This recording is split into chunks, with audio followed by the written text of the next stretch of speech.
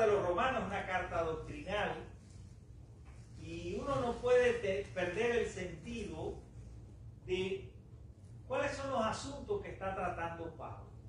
Si uno pierde el contexto de la carta y por qué Pablo escribe, uno puede caer en la trampa de entender lo que está diciendo Pablo fuera de contexto.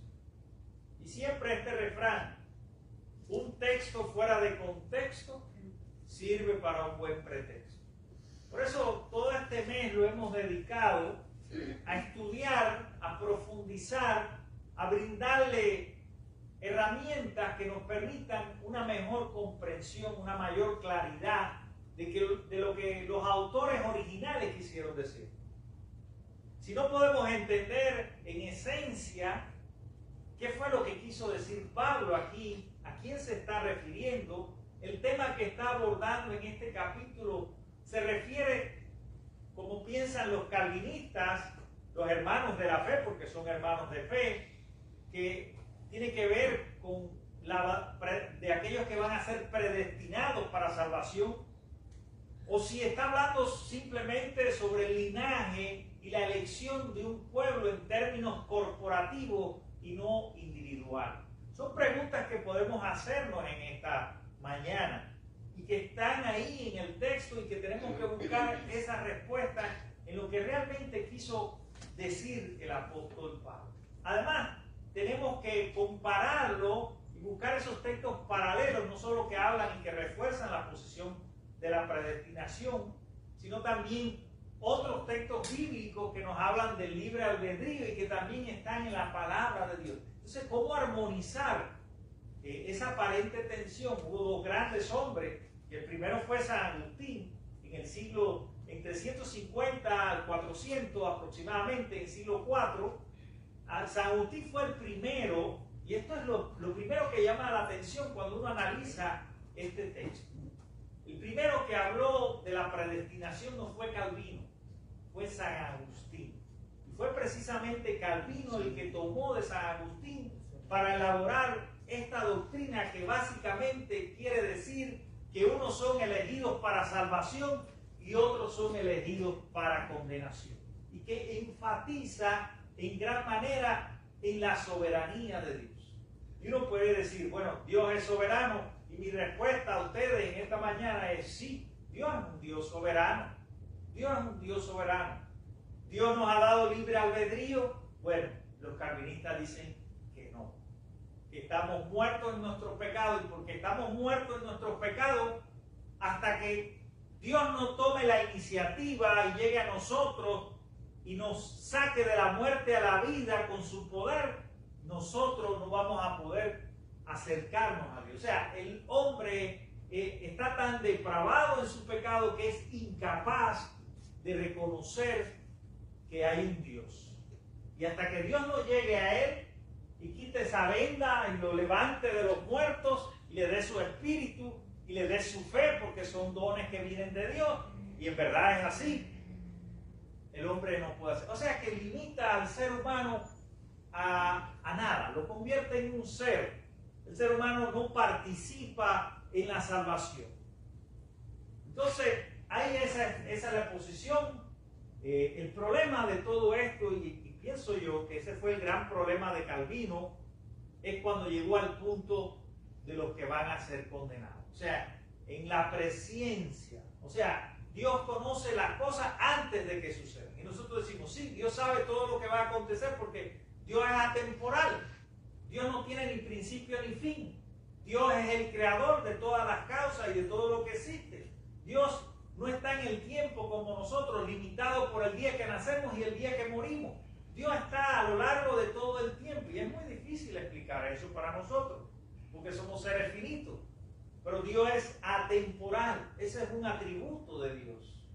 Entonces Dios puede estar en tu pasado al mismo tiempo que está en tu presente y en tu futuro. O sea, Dios sabe qué decisiones vas a tomar en la vida y a dónde te vas a conducir en la vida. En ese sentido, sí, Dios en su presencia sabe todas las cosas, sabe todo. Y Dios es un Dios soberano. No podemos decir tampoco en el extremo del libre albedrío que nosotros somos quienes decidimos decidimos si somos salvos o no, porque ahí negaríamos el carácter absoluto y soberano de Dios, de conocer las cosas y de planificar los tiempos. O sea, tenemos esa tensión. Dios es soberano, Dios conoce todas las cosas, tu presente, tu pasado y tu futuro, sabe las decisiones que vas a tomar, sabe si te vas a salvar o si te vas a perder. Dios lo sabe. Y entonces, ¿dónde queda el libre albedrío? ¿Participa o no el hombre en ese proceso de gracia? Porque lo cierto es que toda la Escritura nos apunta a que es Dios el que toma la iniciativa para salvar al ser humano, constantemente. Pero cuando vamos a Génesis, por ejemplo, encontramos allí que nos habla de que Dios creó el huerto del Edén y plantó allí árboles de todo tipo, de los cuales el ser humano podía comer. Pero hubo un árbol donde Dios estableció un límite, el árbol del conocimiento del bien y del mal. Y le dijo, no toquen ese árbol. Pero el hombre desobedeció. ¿Y qué hizo? Entró el pecado a la humanidad en esa desobediencia. El hombre quiso ser como Dios, conocedor del bien y del mal, y se rebeló contra Dios. Quiso ser, en otras palabras, autosuficiente, no dependiente de Dios. No necesito Dios. Así nos pasa en la vida, no necesito de Dios. Yo soy autosuficiente, yo puedo resolver mis propios problemas, no necesito de Dios. Y nos olvidamos que Dios es el que tiene el control de la historia. Hay un principio y hay un fin de la historia humana. Nos podemos sentir nostálgicos y a veces cuando nos dicen esas cosas, uno sentirse mal, pero sí, queridos hermanos, va a haber un principio, como mismo ha habido un principio de la historia humana, va a haber un final. No vamos a estar aquí como Dios es el que conoce el final de los tiempos, Dios es el que va a manifestar ese reino eterno. La Biblia apunta que va a ser aquí, Apocalipsis nos habla de un cielo nuevo, de una tierra nueva que va a ser creada. Y bueno, hasta ese momento nosotros vamos a funcionar como historia humana, pero llegará un momento, un final en que todo se apague y dejemos de existir como civilización, como humanidad. Eso va a tardar mucho, así que no se preocupen. No le va a dar tiempo.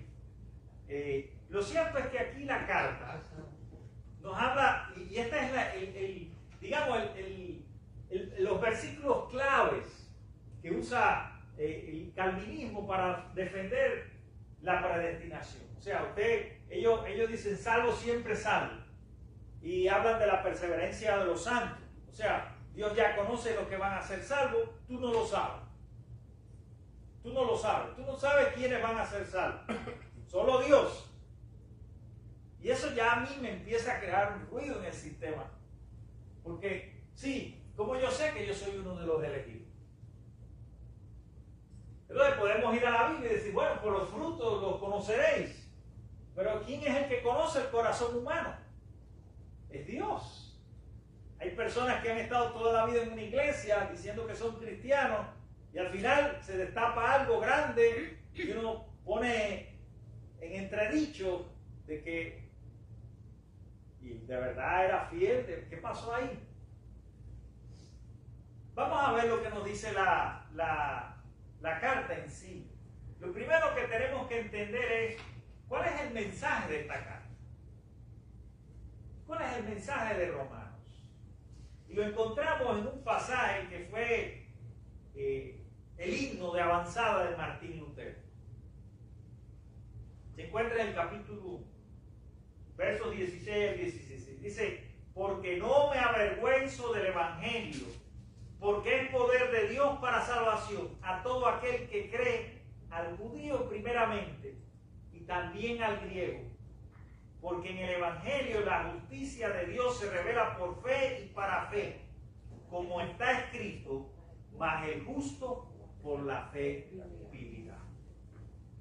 O sea, este es el tema principal de la carta. Nosotros no predicamos, en ninguna parte de la Biblia hay algo que se llame cree en el calvinismo y seré salvo. Juan 3:16 dice que de tal manera amó Dios al mundo que ha dado a su único Hijo para que todo aquel que en Él cree, en el Hijo, sea salvo. Dice lo primero que tenemos que entender, que es el Evangelio, sino la buena noticia de salvación. Entonces Dios elige a algunos para salvación y otros para condenación. Esa es una pregunta importante que cada uno de nosotros debemos responder. ¿Dios sabe quiénes se van a salvar y quiénes se van a perder? Sí. ¿Dios es soberano? Sí. ¿Dios toma la iniciativa para salvar al ser humano? ¿Es el autor de la salvación? Sí. ¿La fe, el Espíritu Santo son dones de Dios? Sí, vienen de Dios. Entonces, ¿dónde queda la participación humana? ¿Es cero? Entonces, mira lo que nos está planteando este problema. Porque, ¿qué pasa con este pasaje que ha sido, como les digo, la defensa más fuerte? El problema de los textos bíblicos es que cuando usted lee la Biblia, usted puede agrupar en secciones. Y usted no puede leer solamente el capítulo 9. Tiene que leer el 9, el 10 y el 11 para entender todo lo que está diciendo Pablo. Al final llega a la conclusión. Y el problema tiene que ver con el linaje de Israel. Israel está hablando en términos corporativos. Israel es el pueblo elegido de Dios. No porque sean especiales y mejores, sino porque tienen un propósito, que es manifestar el carácter de Dios a todas las naciones, reflejar su amor. Pero pasa algo aquí en esta historia y que Pablo se siente muy preocupado porque tenemos que entender que Saulo de Tarso es fariseo de fariseo, judío de judío, él mismo se declara así, fariseo de fariseo. O sea, tiene un trasfondo, un origen cultural, étnico, de linaje judío. Y la pregunta, lo que le preocupa, lo que le angustia, lo que le hace tener tristeza en el verso 1, por eso Pablo dice, estoy triste. Porque él se está preguntando, y es lo que trata de responder ahí en esos pasajes, está preguntando de por qué Dios se ha olvidado de Israel. ¿Por qué Israel no es salvo? ¿Qué dice Juan 1, capítulo 1, 12? Que a lo suyo vino, ¿de quién está hablando? De Jesús. Y lo suyo no lo recibieron. Pero a los que le recibieron le han dado potestad de ser hechos hijos de Dios. Y es una potestad no hecha por la carne, no es por el linaje, no es por la etnia. Es por la fe. Por eso le empieza a hablar y pone ejemplo, porque había mucha gente que pensaba que como era descendiente de Abraham, ya por el solo hecho de ser descendiente de Abraham, iban a ser salvos. Entonces, se sentían privilegiados en ese sentido.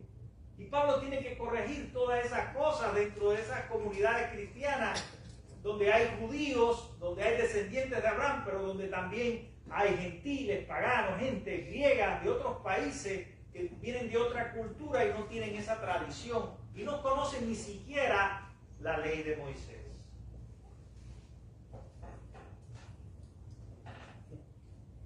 Vamos a seguir leyendo.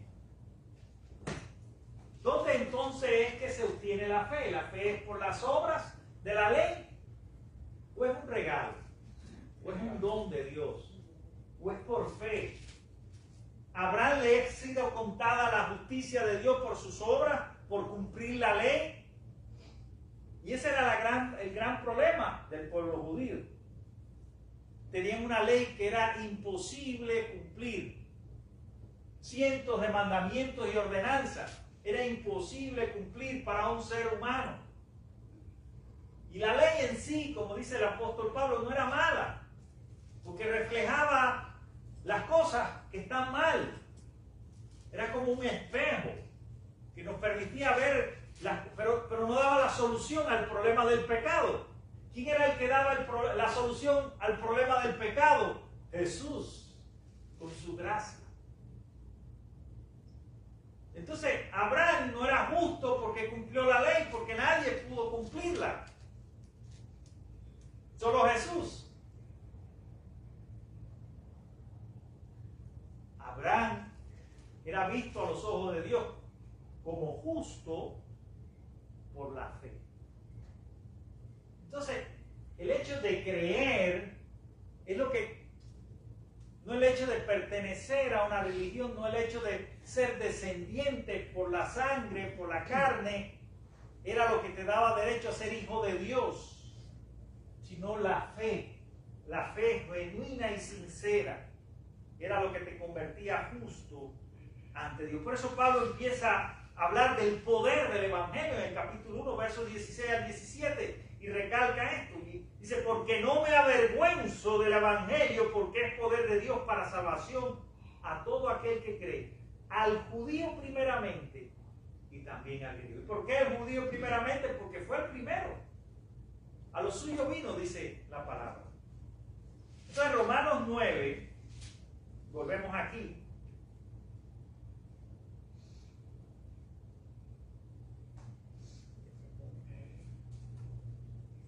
Dice que son los israelitas, de los cuales son la adopción, la gloria, el pacto, la promulgación de la ley y el culto y las promesas. Si Dios le ha dado, y ahí está la discusión que establece Pablo, le ha dado las promesas al pueblo de Israel, ¿cómo es posible que ahora los descendientes de Abraham no sean salvos porque no han creído? ¿Qué es lo que pasa? Y el problema es sencillo, el problema es la incredulidad de Israel, que no creen al que Dios envió como Mesías, no creen en Jesús. Y si no creen en Jesús, aunque pertenezcan étnicamente, religiosamente al pueblo de Israel, no son verdaderos israelitas, porque no han creído en el portador de la promesa, que es el Mesías esperado, que es Jesús el Salvador. ¿Qué pues diremos? Que los gentiles que no iban tras la justicia han alcanzado la justicia, es decir, la justicia que es por fe. Dice aquí en el 9:30, mas Israel, que iba tras una ley de justicia, no la alcanzó. ¿Por qué? Porque iban tras ella no por fe, sino como por obras de la ley, pues tropezaron en la piedra de tropiezo, como está escrito, he aquí pongo en Sión piedra de tropiezo y roca de caída, y el que creyere en él no será avergonzado. Dice, hermanos, ciertamente, estoy leyendo el capítulo 10, el anhelo de mi corazón y mi oración a Dios por Israel es para salvación. O sea, Pablo, como judío, dice, ¿cómo es posible que ellos no hayan creído en el Señor, no crean en Jesús como Salvador? ¿Cómo es posible que ellos, siendo los herederos de las promesas hechas a los antiguos, ahora no puedan recibir la salvación? ¿Cómo es posible que Dios los pueda permitir que su pueblo elegido no participe de esto? Dice aquí, porque yo les doy testimonio de que tienen celo de Dios, pero no conforme a ciencia, porque ignorando la justicia de Dios y procurando establecer la suya propia, no se han sujetado a la justicia de Dios, porque el fin de la ley, ¿quién es? ¿Quién es el fin de la ley? Es Cristo.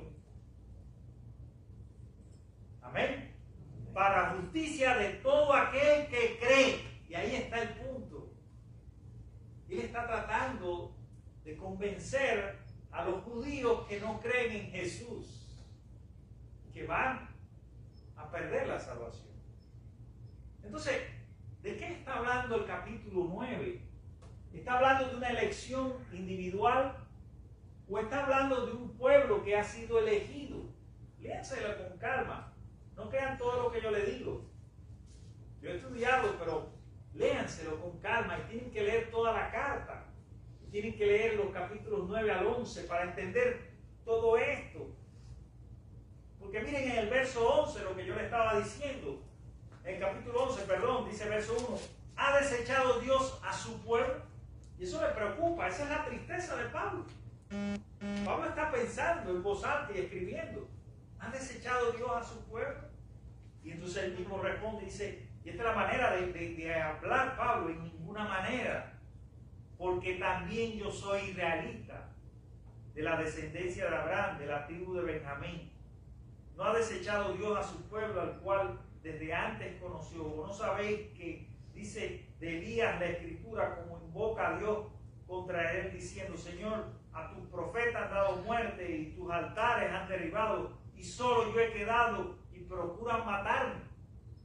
¿Se acuerdan la historia de Elías, verdad? Los profetas de Baal, y que descendió fuego del cielo, y él pensaba que estaba solo, y por eso hace esa exclamación, va oyendo al Antiguo Testamento.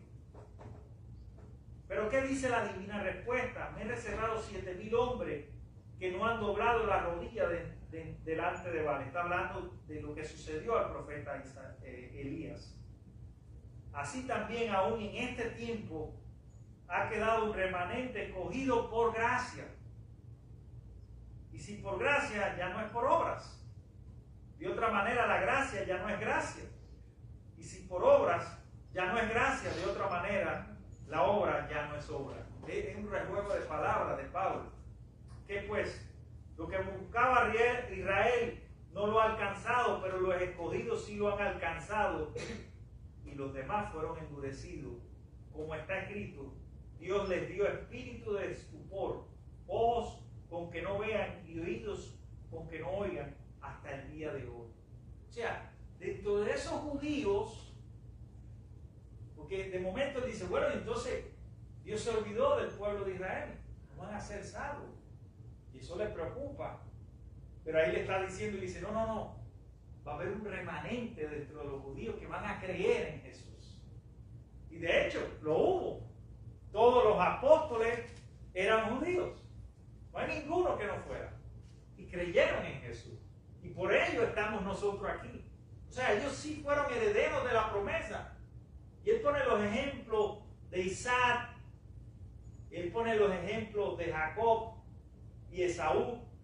Y él pone Isaac, Ismael y Jacob y Esaú para ilustrar cómo Dios elige en su soberana voluntad a los que van a ser salvos.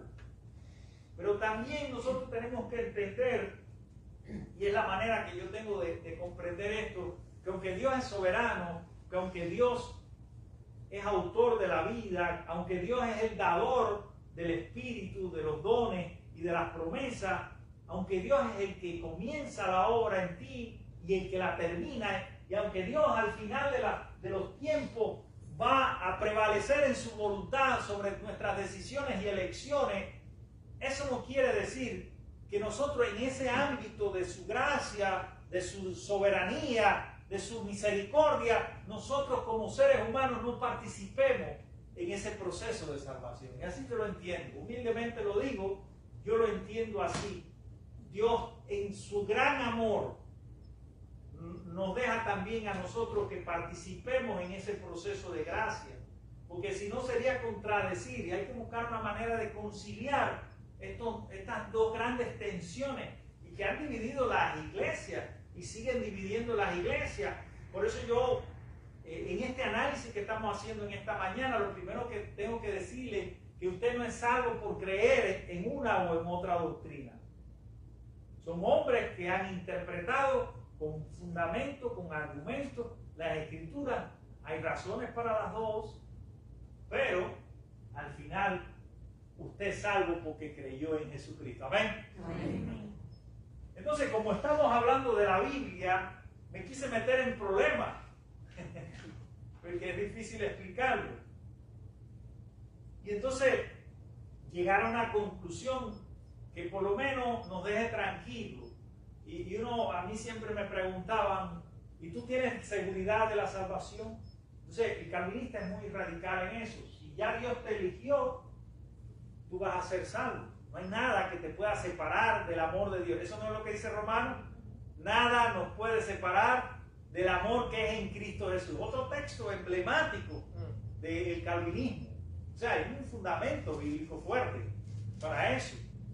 Pero eso no quiere decir que Dios nos convierta en autómatas, en que Dios no nos dé libertad también de decidir cosas. Aunque al final Él va a buscar la manera de salvar. Aunque al final Él sabe quiénes van a entrar en rebeldía y se van a perder. Dios lo sabe todo. Y nosotros no estamos en la mente. Por eso los profetas constantemente nos recuerdan que tus caminos no son mis caminos. Tenemos que recordar al profeta Isaías, mis pensamientos no son vuestros pensamientos y tus caminos no son mis caminos, dándonos a entender que hay una distancia entre lo que nosotros podamos razonar en la fe y lo que es Dios en su propósito ya eterno, insoslayable, inalcanzable para todos los seres humanos. Dios quiere que todos se salven. Yo creo que ese es el corazón de Dios. Ahora, no todos, según lo que nos dice la palabra, van a ser salvos, porque algunos quizás van a escoger el camino de perdición. Pero lo cierto es que aquí, cuando nosotros leemos la Escritura, nos damos cuenta de que Pablo aquí en Romanos está preocupado por el pueblo de Israel y lo está explicando en un sentido de nación, de etnia, de linaje, más que teníamos que esforzar un poco el texto para decir, no, Pablo está hablando en términos de la responsabilidad individual. ¿Cuáles son los problemas con el calvinismo? Número uno, convierte al ser humano en un autómata. Estás muerto, no puedes hacer nada, tienes que esperar a que Dios te salve si Dios quiere salvarte. ¿Dónde queda entonces la responsabilidad del ser humano? Porque si Dios es el autor de lo mismo de tu salvación y de tu condenación, ¿dónde queda la responsabilidad humana para decidir su destino eterno? Porque entonces, ¿qué sentido tiene evangelizar? Si ya en fin de cuentas, oremos por quien oremos, ya Dios decidió quiénes son los que se van a salvar. No hay que orar por nadie, no hay que evangelizar, no hay que hacer nada. Y claro, el hipercalvinismo llega a eso, porque dentro del propio calvinismo hay varias posturas. Entonces, al final de los tiempos, se da cuenta uno de que lo importante es confiar en ese amor de Dios. Dios nos ama, Dios me ama. Si usted tiene esa certeza en su corazón, Dios lo ama. Ya eso es cuestión de Dios. Es Dios en su soberanía, en su omnisciencia, en su presciencia. Dios sabe lo que va a acontecer con tu vida. Dios sabe cómo va a arreglar, pero al final esas cuerdas de amor que Dios ha tejido en nuestra vida nos van a ayudar a salir adelante y a estar fortalecidos en la fe. Entonces, no perdamos la fe, no nos distraigamos en palabrería y en cosas que a veces no nos ayudan a crecer. Encontremos en el Evangelio esa fuente de verdad, esa palabra viva que nos alienta, que nos edifica, que nos conduce por ese camino. Y yo tengo la certeza de que Dios está conmigo en cada paso que doy, en cada pensamiento. La presencia de Dios me inunda. Entonces puede tener la certeza de que usted es salvo. Si usted está creyendo y viviendo esa fe de esa manera y perseverando en la fe de esa manera, usted va a ser salvo, hermano. Usted va a ser salvo. No sabemos quiénes van a... Una de las cosas que a mí me pasa a veces, estos son comentarios que hago, es que cuando yo voy por ejemplo, a despedir un funeral, entonces viene la disyuntiva, ¿fue salvo o no? Cuando esa persona muere y está toda la familia, personas sobre todo que no iban a la iglesia, el esposo de una hermana o la esposa de un hermano que era miembro, pero ella no venida, y ¿será salvo o no? Entonces, al final, uno tiene que hacer una oración, porque uno en la oración dice, y hoy estarás en la presencia de Dios, pero ¿cómo tengo esa certeza yo? Si es Dios el que lo sabe. ¿Se dan cuenta? Por eso a veces me resulta difícil, ¿no? En un funeral. Al final, tengo que entregar esa vida y que sea Dios. Dios es el que va a decidir nuestro destino eterno. Amén. Espero que les haya gustado. Hay mucho que decir y yo solamente pude hacer un acercamiento a estas dos posiciones, pero yo creo que hay una cooperación del ser humano con esa voluntad eterna y soberana de Dios para que sea salvo. Que Dios los bendiga. Amén. Amén.